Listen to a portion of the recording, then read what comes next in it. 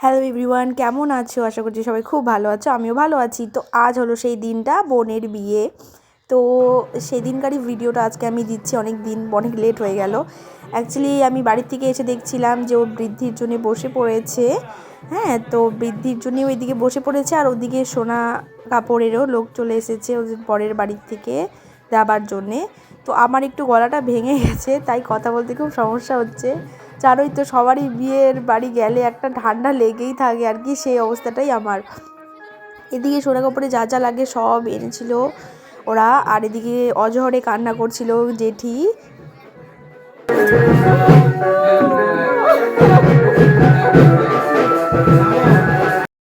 ওগুলো দেখতে আর ভালো লাগছিল না বলে আমি উমাদের বাড়ি একটু চলে আসি, যে ওদের বাড়ি একটু বসে তারপর যাব ওর সোনা কাপড় দেখতে।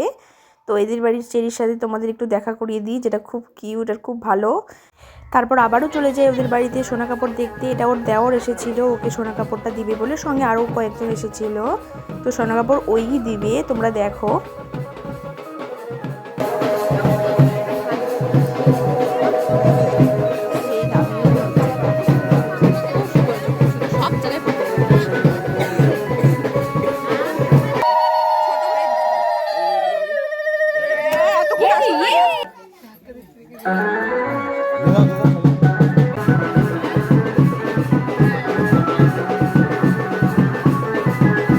এই ছিল ওর আশীর্বাদের মঙ্গলসূত্র, যেটা দেখতে অনেক সুন্দর ছিল। তোমাদের তাই একটু দেখিয়ে দিলাম।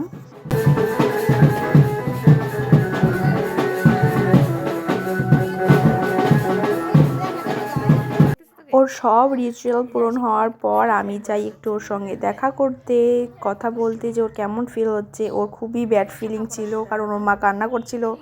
তো আমরা ওর সাথে একটু দেখা করে আবার চলে যাই উমাদের বাড়ি রেডি হওয়ার জন্যে, কারণ আমরা আবার জল ভরার জন্যে যাব। তাই শাড়ি জলদি জলদি পরে নিচ্ছিলাম, আর এদিকে উমা আমার ব্লগটা করে দিচ্ছিল, কারণ আমি শাড়ি পরছিলাম। তো আমরা খুব জলদি রেডি হয়ে যাই জল ভরার জন্যে, কারণ ওর লগ্ন খুবই জলদি ছিল। তাই আমাকে দেখে বলো কেমন লাগছিল সেদিন। তাই সবাই মিলে জলদি জলদি বেরিয়ে পড়েছিলাম জল ভরার জন্যে।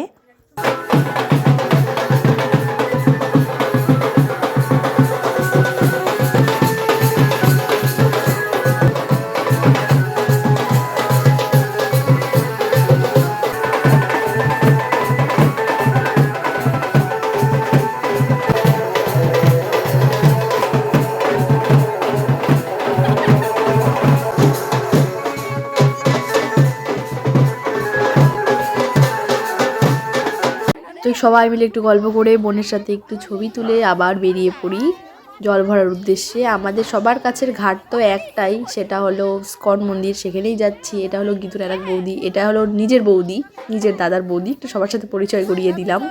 আর এই দিকে হলো সবাই এখানে কলসি, ছোটো কলসি, বড় কলসি সব নিয়ে রেডি, আর এদিকে বরণডালাও নিয়ে রেডি। এটা আর এক বৌদি গীতুরি, আর এটা হলো কাকি, যে বরণডালা নিয়েই গোটা রাস্তা যাবে। আর এখানে হচ্ছিল গীতুর বিয়ের ডেকোরেশন।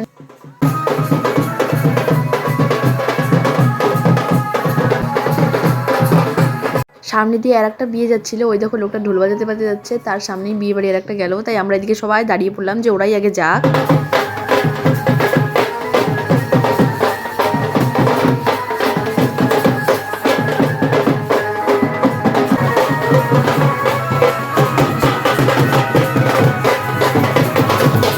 এই যে চলে আসলাম ইস্কন মন্দিরের ভেতরে, আর এই হলো ইস্কন মন্দিরের ঘাট। সবাই এখান থেকেই জল নিয়ে যায়।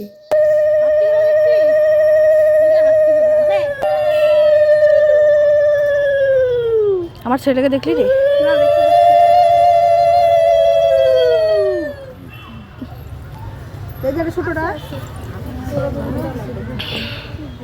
ঝড় হয়ে যায়, তারপর সবাই অনেক জলদি জলদি বেরিয়ে পড়ি, কারণ এখানেই আমাদের 3টা বেজে গেছিলো।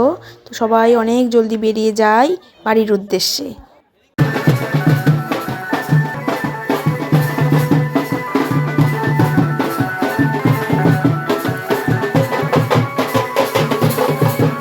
দেখো পেছন থেকে আর একটা বিয়ে আসে, দেখো দুটা মাইক। সেই বিয়েটা দেখতে না দেখতে অপোজিট সাইড থেকে আর একটা বিয়ে বাড়ি আসছে। সেদিন অনেক বিয়ে বাড়ি আমরা রাস্তায় দেখতে পাই। তারপর সবাই বাড়ি চলে আসি। তারপর হবে এখন গীতুকে স্নান করানো। ও স্নানের জন্য একদম রেডি ছিল। তারপর ওকে জলদি জলদি স্নানে নিয়ে যাওয়া হয়।